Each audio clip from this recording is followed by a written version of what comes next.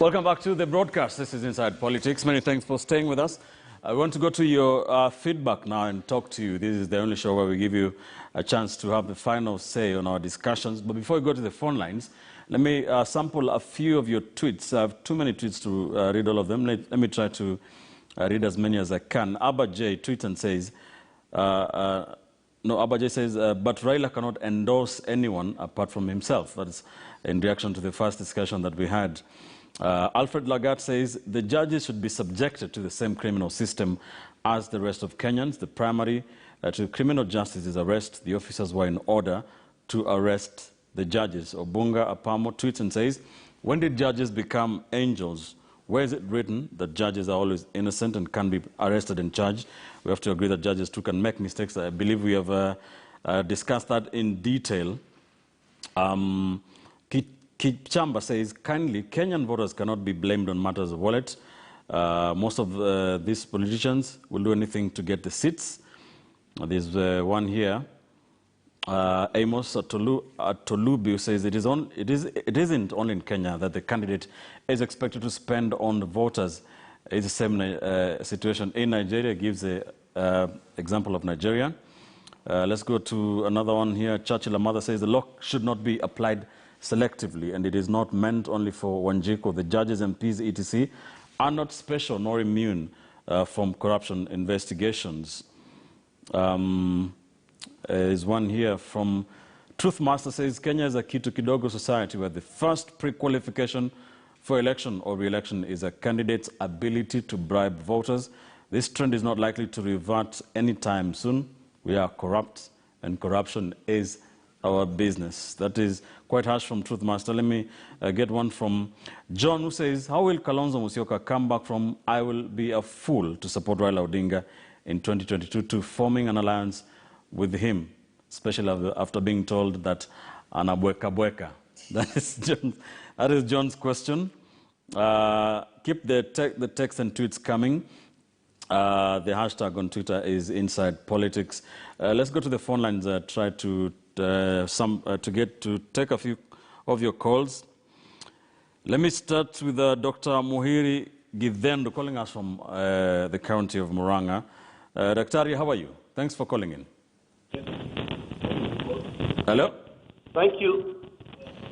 Yes, talk to us, please. Talk to us. Thank you. I would want to comment.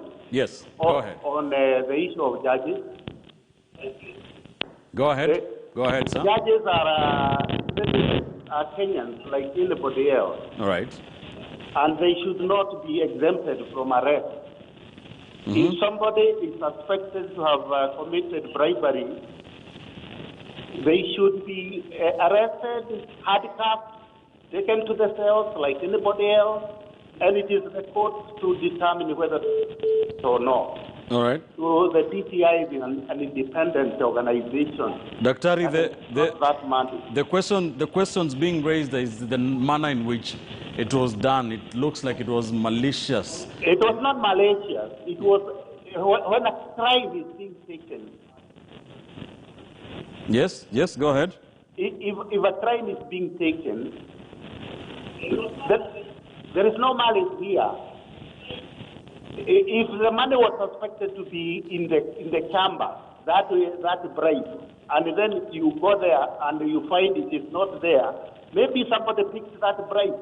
But the reported is something that warranted action by the DCI. Okay, all right. Let me go to the issue of money and campaign. Yes. I agree with the law, the way it has been proposed. I think this will be a pointer in the good, in the right direction.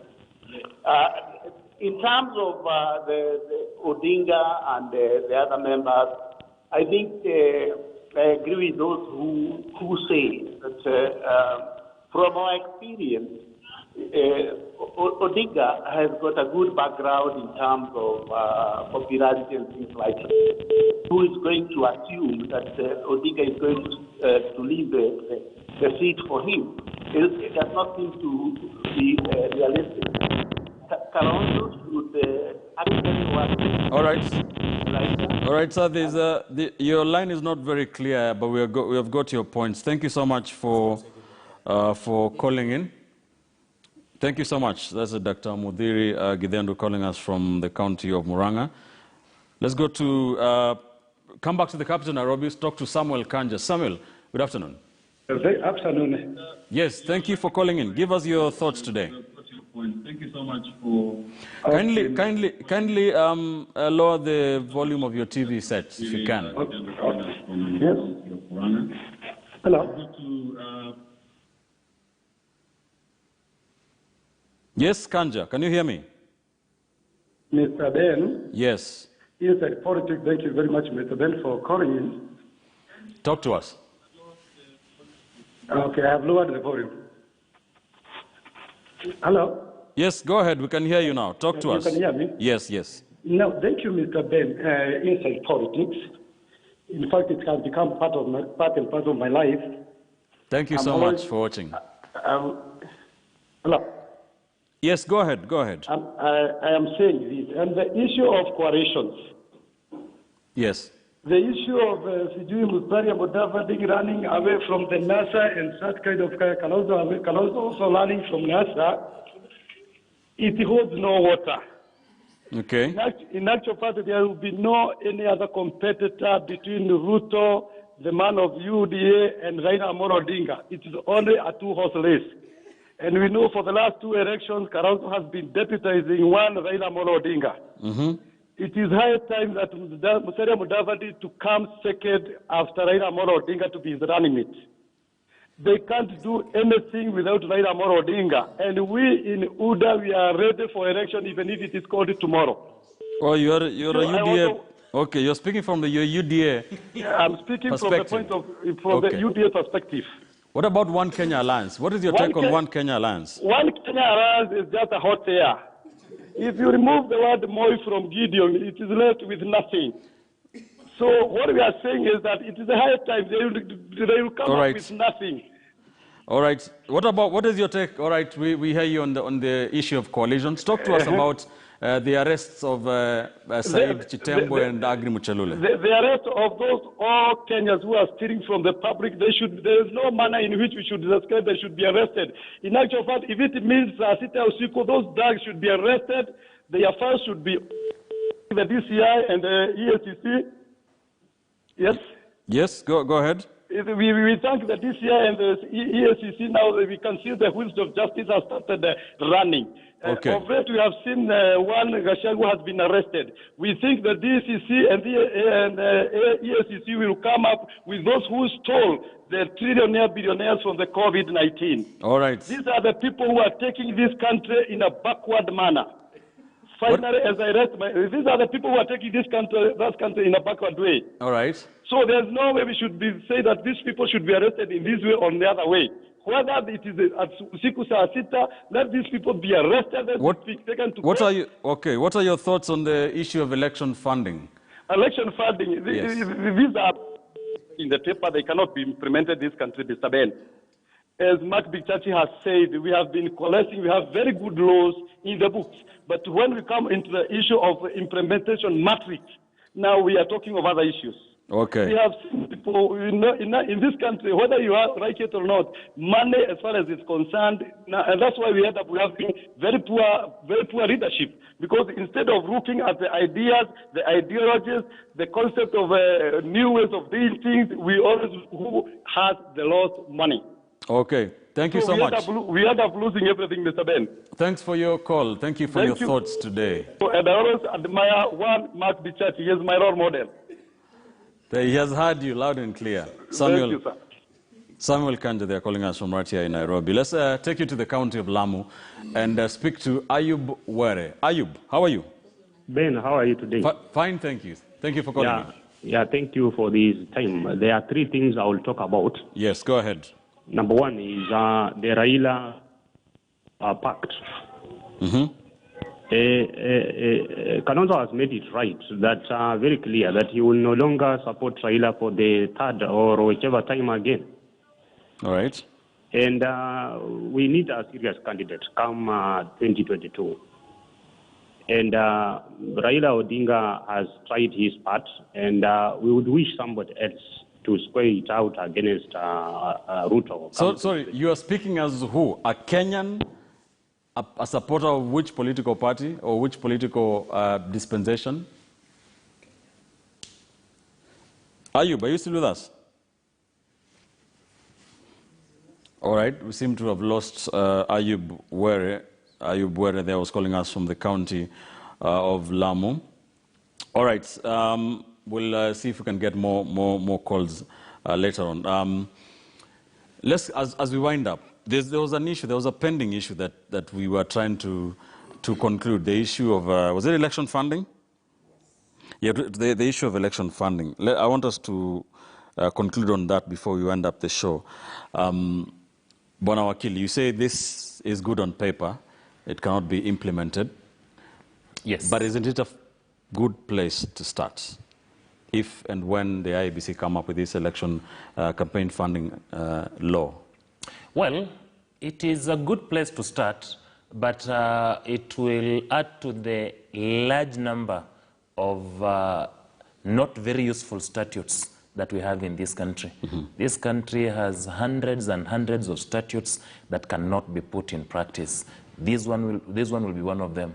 We have other ways, and as Ross says, perhaps we now go back to the regulations that will enforce and bring into perspective this law and ensure that the regulations move closer to giving us hope that the law will be useful. All right. Mark Bichachi, I had cut you off before when I was speaking. If we're going to make progress in the matters of election funding, then the law I would introduce in that bill is to say 70% of the funding in any political party should come from its membership, from its rank and file. That would in effect ensure that these M-Pesa registrations we have, where Chesa here is a member of ANC by heart, but by card, according to the registrar, he belongs to Sisi Kwa Sisi party, should stop. Secondly, what needs to happen is if the people are funding their political parties, then candidates also should be funded by the people. In so doing, we will ensure that people have skin in the game, that they expect that when they go to the chambers of their parliamentarian, of their senator, they expect to be seen because they funded that project. This is the only way, not only will we reverse the vices of our politics, but also create an instrument by which our elected leaders can be held to account. Look at how the Republicans funded by the NRA in the United States can never say anything wrong or bad about guns, yet they know their own children could be lost in a mass shooting. I'm not saying we go the NRA route, but I'm saying we need to be able to hold our leaders to account using our wallet, not just the threat of voting them out in 2027 or 22. All right. Roslyn Obala. Ben, actually the Constitutional Implementation Oversight Committee of the National Assembly is actually pushing some amendments to this act. And the argument, according to the vice chair of the committee, Mheshimiwa Peter Kaluma, is that that committee that is proposed to be constituted is supposed to handle the funds. So the candidate has the fear that if you handle the money to somebody else to manage the money, how sure are you that that money will be spent as per your campaigns?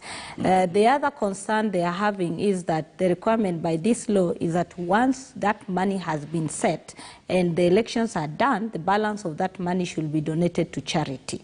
So they also have the fear that why will the law dictate to you how you spend the balance of what you have raised, because this money is not coming from the public coffers. It's people who are contributing in kind, because if you look at the way the political parties fund is being dispersed by Treasury, most of these parties have not received the money, so none of them will get it during the campaigns. Right. So these are the concerns they're having, that if the law is to be implemented in its current form, even IBC as presently constituted cannot oversight all the candidates that will be contesting in the coming elections. Now, if you benchmark it with the US, he's saying the Federal Electoral Commission actually oversights the expenditure of this money, and it's from the public coffers. So that is the difference between the Kenyan model and the developed democracies model. All right. Fair point there from Kaluma.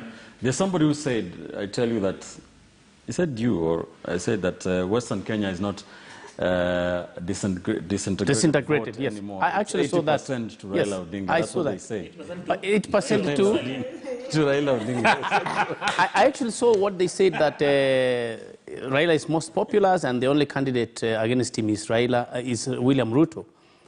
I think that is true. It's a very fair comment. But in terms of the financing, the Elections Financing Act, I mean, by the way, when we collect money from people, even if it does not come from the government, even if it does not come from Exchequer, when we collect money from the community, it's actually public money in my honest view. How are you going to spend it is that accountability. You must go back to the people and show them that really I have used this money in a certain way. So I think it's a very good law, Ben. It's extremely good as a good starting point. It may not be implemented in accordance with our aspirations in full, but it's a good starting point so that we don't make leadership and we don't make our democracy based on how much I have in the pocket, but that I have passion and honest desire to lead. All right. So to me, it's a very good. Before I go to the final, you don't agree with that gentleman who says 80%? That is an abuse on the intellectual and political ability of the Luo nation. Raila Odinga has some support in Western Kenya, but to put it at 80% is a big joke. As we speak today, the public opinion in Western Kenya is in favor of one Wycliffe Musalia Mudavadi. Right. However, his finishing will determine whether Odinga overtakes him or not. All right. Ben, I don't agree with him, because if you look at the 2017 elections, I think the two people who carried the day was Raila and Jubilee. Because actually, Musalia was not a candidate. yes, he was in But look at the number of MPs in 2017. In Kakamega alone has 8 ANC MPs. We don't disagree Jubilee, with that. Remember, 2. we are not talking about the MPs. We are talking about the vote that the presidential candidate got. Odinga was not, Musalia was not a candidate. He was not a candidate, but he was. 2013, Musalia was a beginner. Now he has matured. Now we have a beginning point. Ben, let's not turn this into a campaign rally from the Davadi. We have to end this. 30 seconds. Give me your final remarks today. Yes. 30 seconds. Yes, I think that we are growing as a nation and our democracy is actually growing. We should not be so worried when, police are doing their work and they're trying to go here and there, but judiciary must be respected, and the head of judiciary especially must be respected. If there's anything happening within her docket, she must be informed. And all this running amok, by the police should be stopped. That's all for today. Thank you. Rosalind, your final thoughts. Yeah, Ben, as we go to the tail end of just exactly 1 year to elections, we are seeing political activities heightened across the country. This is just to remind Kenyans that COVID is still around. We are seeing many public gatherings, people turning up for these political events, but we should not let down our guards that we have contained the COVID. Let us ensure that we observe the ministry regulations and also get vaccinated. All right. Thank you. Mark Bichache. Ben, today I've had a wonderful statement. And in that statement, a supporter of UDA has complimented me. And that is perhaps one of the greatest shows of maturity and political acuity that some people lack at a very high level. So first, I'd like to congratulate that gentleman. But on that same, yes, Bwana Kanja, asante sana. But the second issue from that same aspect is, as a country, whether you are in Keleweke, Tangatanga, Wheelbarrow, whatever it is, Machungwa, whatever, there are some certain basics that we must agree on as a political decision. Number one, we must agree on the fight against corruption. Number two, we must agree on the peace of our country. The idea that our political sides mean we disagree on everything is a very dangerous thing for this country. We must have certain irreducible minimums. And I pray and hope that the people who are writing the manifestos for the next coming elections can agree at least on two basic things. Let us unite the country and let us fight corruption. And let's not defend any in our rank and file who are corrupt. Bwana Wakili, how's the final word today? Ben, The judiciary is the institution that is not political in nature, is the last call of recourse when we are pushed to the wall.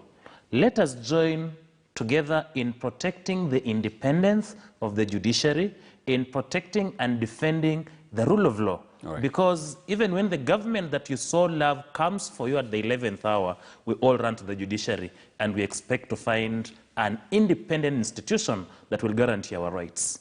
Thank you. What a place to wind up.